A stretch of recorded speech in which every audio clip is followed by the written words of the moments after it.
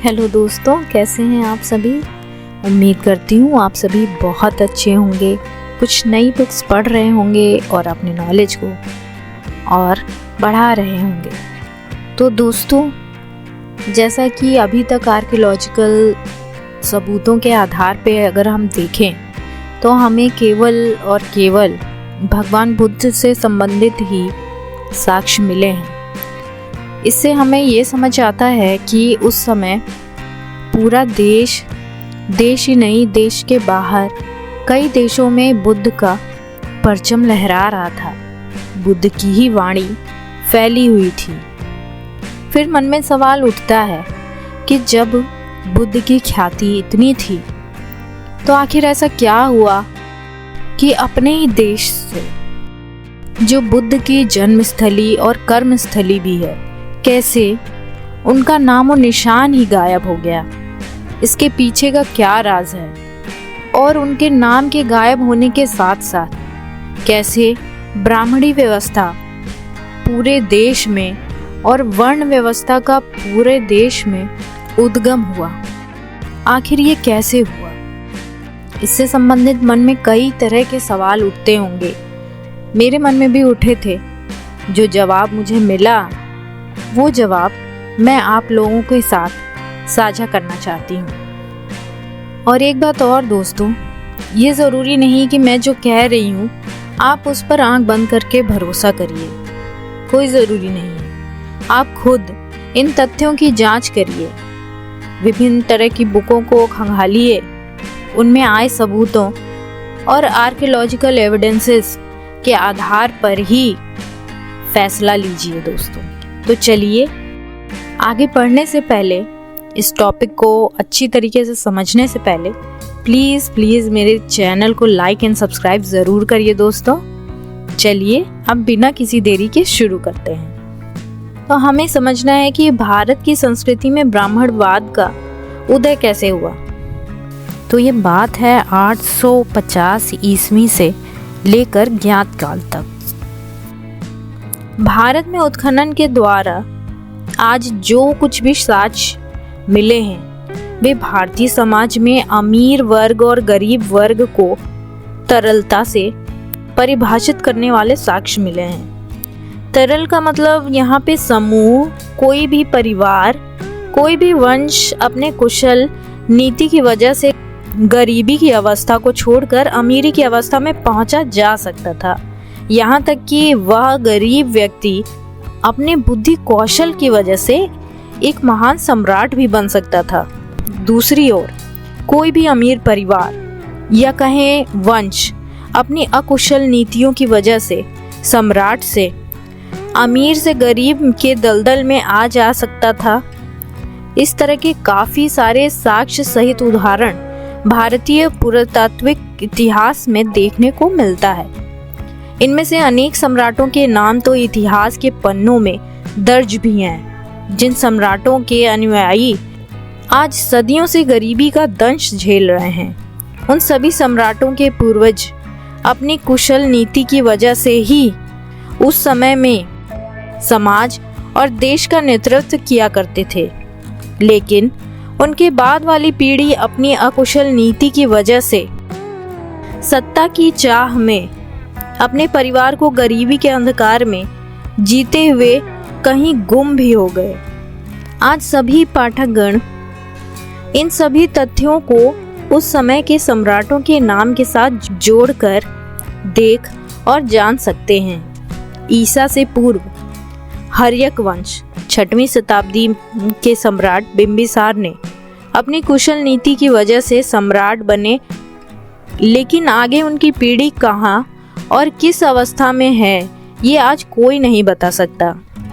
इसी प्रकार सम्राट बिंबिसार के बाद नागवंश, नंदवंश, मौर्य वंश, सातवाहन, शुंग वंश, कम वंश, शक वंश, पहल्लव वंश, कुषाण वंश, गुप्त वंश, वर्धन वंश, पाल वंश के लोग अपने अपने काल व समय में अपनी अपनी कुशल नीतियों की वजह से सम्राट बनकर सत्ता के शीर्ष पर रहते हुए देश काल के सभी संसाधनों का अधिनायक रहे, लेकिन बाद के कालों में इनके वंशज अपनी अकुशल नीति की वजह से सत्ता से और संसाधनों से भी विहीन होकर आम लोगों की जैसा जीवन बिताने लगे और कहाँ विलुप्त हो गए ये आज कोई नहीं बता सकता। उसी प्रकार देश के मार्गदाता सहित चारवाक, मखली गोसाल, निगंठनाथ पुत्र, पूरन कश्यप, अजीत केश कंबली, संजय बेलेठी पुत्र, आलार कलाम, मोगलायन, सारिपुत्र, महाकश्यप, कात्यायन, उपाली, नागसेन, मिलिंद, नागार्जुन, शीलभद्र, धम्मपाल, चंद्रपाल, गुणमती जैसे विद्वानों ने ज्ञान का मार्ग दिया, लेकिन आज उन सबों के वंशज कहाँ हैं ये भी कोई नहीं बता सकता। यह तरल रूप से सामाजिक परिवर्तन का सिलसिला तो ये बात है 850 ईस्वी से लेकर ज्ञात काल तक सभी वर्गों के लिए चला आ रहा है, लेकिन इसके बाद के काल में सभी लोगों के लिए यह तरल समाज परिवर्तन वाली स्थिति बंद हो गई। कारण इनके बाद वाले भारत की सभ्यता संस्कृति में जबरदस्त सामाजिक बदलाव देखने को मिला है। पूर्व के तरल वर्गीकरण से बदलाव वाली भारतीय सभ्यता संस्कृति अब ठोस वर्गीकरण की ओर कदम बढ़ाना शुरू कर दिया था। यानी पूर्व वाले गैर वर्णागत समाज अब वर्गीकरण समाज के रूप में रूपांतरित होते हुए वर्ण के खूंटे से बंधने लगा था, जिसका परिणाम ये हुआ कि कोई कितना भी गुणशाली व्यक्ति हो, कितना भी बलशाली व्यक्ति हो या वो कितना भी कुशल नीति निर्धारक व्यक्ति हो, लेकिन अब वह वर्ण के खूंटे से बंध गया है, जिसके कारण कहीं का सम्राट नहीं बन सकता था। इसके बाद के काल में कोई कितना भी विद्वान व्यक्ति क्यों न हो, वह अपनी विद्वता के आधार पर समाज में विद्वान पुरुष की उपाधि प्राप्त नहीं कर सकता था। अब सभी विद्वान पद पर आसीन धूर्तों ने एक वर्ण का निर्माण करते हुए एक वर्ग विशेष के लिए विद्वान, एक वर्ग विशेष के लिए सम्राट वाले पद को सुरक्षित कर दिया था, जबकि इससे पूर्व वाली संस्कृति में कोई भी व्यक्ति मार्गदाता, कोई भी व्यक्ति किसी विषय का विद्वान, कोई भी व्यक्ति किसी पठन पाठन संस्थान का आचार्य और कोई भी व्यक्ति किसी गणराज्य का सत्ता का संचालक यानी सम्राट बन सकता था। भारत की सम्यक संस्कृति में विद्वान व्यक्तियों हेतु एक गुणवाचक शब्द बमहन मिलता है, जिसकी चर्चा यह बमहन शब्द भाषा के विकास क्रम में विकास करते हुए मौर्य काल के सम्राट अशोक के काल में बामहन के रूप में मिलता है और यही बामहन गुप्त काल में भाषा के विकास क्रम में बाभन के रूप में मिलता है, जिसका भी अभिलेख मौर्य काल और गुप्त काल में यह बामहन या बाभन शब्द शुद्ध रूप में गुणवाचक के रूप में संबोधित होने वाला शब्द था, जिसका वर्ण सम्यक संस्कृति में भ्रामक संस्कृति जगत सत्य से जगत मिथ्या के प्रथम जन्मदाता आदि शंकर, यहाँ से ब्राह्मणों का प्रथम उदय हुआ है। आदि शंकर के वंशज आज जघम ब्राह्मण बनकर बैठे हैं और उनके अनुयायियों ने तमाम प्रकार के भ्रामक कर्मकांडों की बातों को स्थायित्व देने हेतु उस समय के छोटे बड़े रजवाड़ों और कबीला प्रमुख को एक सामंतशील जाति समूह का चोला पहना दिया था। अतः इस मीठे मीठे सामाजिक परिवर्तन का परिणाम ये हुआ 950 ईस्वी के बाद से भारत समाज का सामाजिक ढांचा पूर्णतः वर्णागत रूप में परिवर्तित होते हुए ठोस आकार में परिवर्तित होने लगा था। इस परिवर्तन का सारा श्रेय उस समय का धूर्त, ठग, भ्रमित, धोखेबाज जैसे जिन नामों से भी संबोधित करें वैसे लोगों का था। उन सबों ने मिलकर पूर्व के जो गुणवाचक शब्द विद्वानों के लिए जो प्रयोग होता था उस शब्द को इन्होंने अपनी जाति का नाम बना लिया और उपयोग में लाने लगे। उस समय के सभी धूर्त ठग ब्रह्मवंशी अपने को उस गुणवाचक शब्द यानी बामहन या बाभन को संस्कारित भाषा संस्कृत में ब्राह्मण कहते हुए अपनी जाति नाम पर कर लिया। इसके बाद उस समय के सभी छोटे छोटे सामंतों को अपनी भ्रम वाली काल्पनिक कहानी के जाल में फंसाते हुए पूर्व के गुणवाचक शब्द लाजापुत्र, सम्राट अशोक के अभिलेखों पर लाजा का प्रयोग काफ़ी जगह मिलता है, को संस्कारित करके उसे संस्कृत में राजा का पुत्र यानी राजपुत्र जाति का नामकरण करने लगे। इसका सबसे बड़ा प्रमाण भारत में राजपूत जाति की उत्पत्ति से है, जो उस समय से लेकर अभी तक वर्णागत स्थिति में क्षत्रिय वर्ण का नेतृत्व करते आ रहे हैं। ब्रह्मवाद के उदय के बाद श्रमशील तकनीकी जातियों के कबीला प्रमुख जो अब सामंत बन गए या ऊपर के भ्रमित भाट स्वयंभू ब्राह्मण बनने वालों ने इसे अब राजा का पुत्र यानी राजपूत बनाते हुए वैश्य सामंती रजवाड़ों से ठग कर मुफ्त में मिष्ठान भोजन प्राप्त करने लगे थे। ये दोनों सामंतवाद के कट्टर पोषक थे, क्योंकि पहला राजपूत तकनीकी जातियों से लूट कर और दूसरे वे जो राजपूतों को मूर्ख बनाकर या राजपूतों को चने की झाड़ पर चढ़ाकर क्षत्रिय, सूर्यवंशी, चंद्रवंशी, रघुवंशी, यदुवंशी जैसे काल्पनिक पात्रों का वंशज बनाकर अपना पेट भरते थे। इसके बाद भारत में जितने भी प्रकार के श्रमशील कबीले या समूह थे, सबों को उनके श्रम तकनीक के नाम संबोधन अनुसार ठोस आकार देते हुए जातियों का निर्माण किया जाने लगा। यह प्रमाणित इतिहास है कि जातियों का निर्माण और उनका नामकरण उनके तकनीकी पेशागत कौशल के आधार पर हुआ था। जो समूह अपने तकनीकी का उपयोग करते हुए जो कार्य करता था, आगे उसे उसी तकनीकी नाम रूप शब्द को जाति के बंधन में बांधा गया। भारत की सम्यक संस्कृति 9वीं शताब्दी से पूर्व ये तकनीक संबोधन शब्द तरल स्वरूप में थी, जो भ्रामक और सामंती संस्कृति यानी 10वीं शताब्दी के बाद बनने के बाद से तकनीकी लोगों को ठोस नामकरण स्वरूप में बांधा जाने लगा।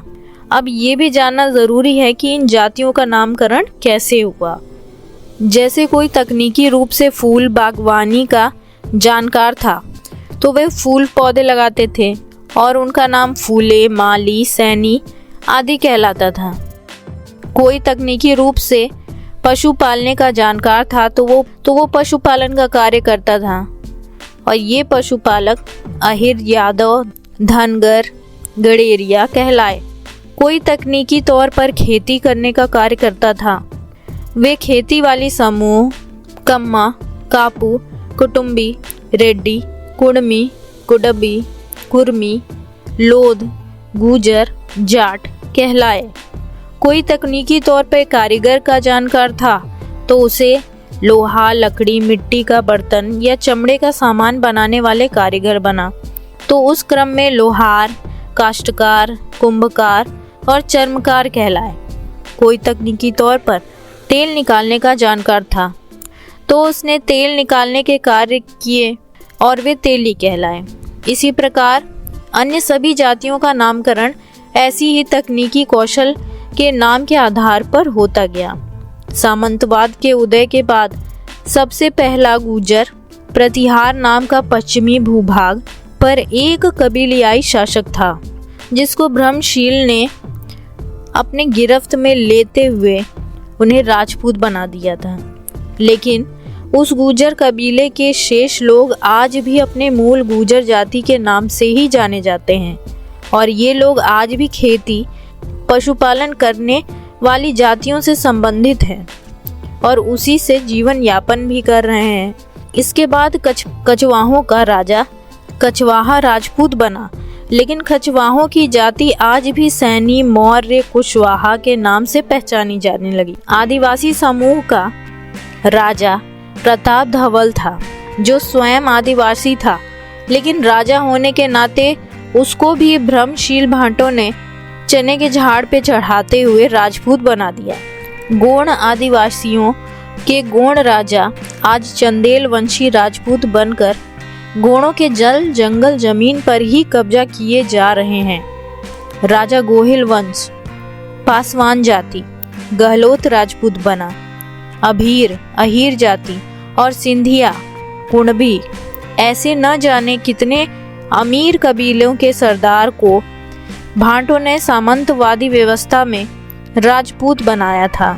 कुछ अपवादों को छोड़कर, क्योंकि ऐसे लोग सामंतवाद के विरोध में लड़ाई लड़ रहे थे, बाकी कबीले वाले जो अपनी तकनीक कौशल के सहारे जीविका उपार्जन कर रहे थे, वे सभी लोग भाट और राजपूतों के अनुसार तकनीकी जाति के नाम से आज भी पहचान बनाए हुए हैं। लेकिन आज इन परिवर्तित सामंती जातियों को कुछ लोग विदेशी कहकर भ्रम फैलाए जा रहे हैं। इसके बाद भी भारत में जितने भी प्रकार के तथाकथित भ्रामक विद्वान जैसे शंकर, जैमिनिक, कुमारिल भट्ट, रामानुज, माधव अन्य हुए हैं, उन सभी ने हुए अपने परिवार सहित सभी को ब्राह्मण जाति वर्ण में समाहित कर लिया था।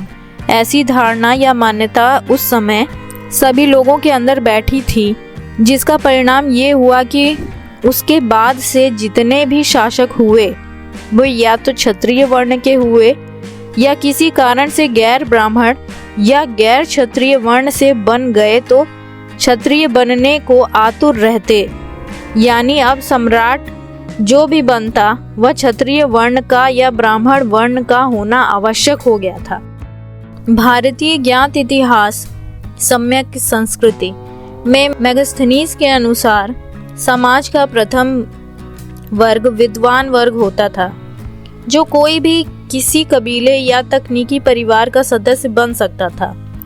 उसी विद्वान व्यक्ति को मेगास्थनीज के अनुसार उस समय वमन कहा जाता था, जिसका वर्णन सम्राट अशोक ने अपने अभिलेखों द्वारा बामहन से संबोधित भी किया है। यही पाली का बामहन शब्द भाषा के विकास क्रम में बाभने मौर्य काल और गुप्त काल में देखने को मिलता है। यही बाभन सामंत काल में पाली भाषा को संस्कारित करते हुए संस्कृत में ब्राह्मण में परिवर्तित हो गया और परिवर्तित होकर विद्वान वर्ग का पर्यायवाची बन गया।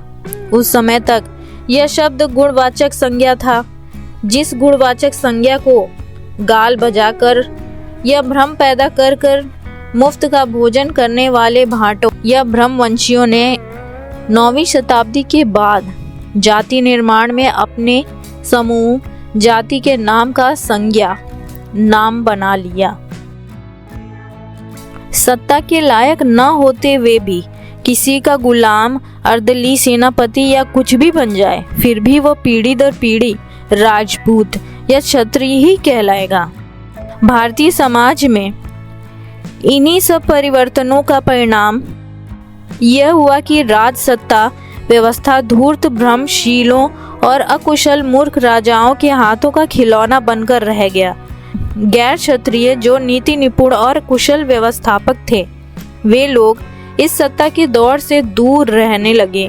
अंततः बहुसंख्यक वर्ग के दिलो दिमाग पर वर्णागत वाली बात बैठती चली गई कि भारतीय सत्ता व्यवस्था में कोई कितना भी बलशाली कुशल नेतृत्वकर्ता के साथ साथ कुशल नीति निर्धारक बन जाए, फिर भी वह शासक नहीं बन सकता। धूर्तों ने इस बात को लोगों के मानस पटल पर पत्थर की लकीर की तरह बिठाकर रख दिया था। सम्यक काल वाले साक्ष्य सभी सम्राटों वाले इतिहास को मुगलों से मिलकर विखंडित करते हुए अपनी एक नई काल्पनिक इतिहास रामायण, महाभारत, पुराण जैसे अनेक अप्रमाणित कथाओं को सतयुग, त्रेता युग और द्वापर युग काल का कहते हुए स्थापित कर दिया, जिस वजह से बहुसंख्यक वर्गों के अशिक्षित लोग इनके झांसे में आते गए। अब भारत की सभ्यता संस्कृति में विद्वान बनने की होड़ और सम्राट बनने की दौड़ दो ही वर्णों की बपौती बनकर रह गया। बहुसंख्यक वर्गों के अंदर की योग्यता कितनी भी होते हुए भी वे इससे दूर होते गए। उनके अंदर की योग्यता धीरे धीरे विलुप्त ही हो गई। अब भारतीय सत्ता व्यवस्था का दारोमदार दो वर्णों पर केंद्रित होकर रह गया। बाकी के वर्णागत समाज के दिलो दिमाग पर ये बात बैठ गई कि अब हम लोग कभी विद्वान या सम्राट नहीं बन सकते। दोस्तों, बातों पर सीधे सीधे विश्वास ना करें। इनके बारे में आप भी सबूत ढूंढें, सर्च करें और पता करें अपने पुराने इतिहास में क्या क्या घटनाएं हुई, उन घटनाओं के पीछे के साक्ष्य क्या हैं। और कृपया किसी एक पुस्तक पर निर्भर ना रहें, तरह तरह के राइटर्स को पढ़ें। इससे आपको किसी भी फैसले तक पहुंचने में आसानी होगी। दोस्तों, ये वीडियो काफ़ी बड़ा हो गया है, पर उम्मीद करती हूँ इस वीडियो में आपको काफ़ी यूज़फुल जानकारी मिली होगी। और इस वीडियो को पूरा अंत तक देखने के लिए आप सभी का बहुत बहुत धन्यवाद। ऐसी और इन्फॉर्मेटिव वीडियो लेकर के मैं आती रहूँगी। तो चलते हैं दोस्तों, जय भीम।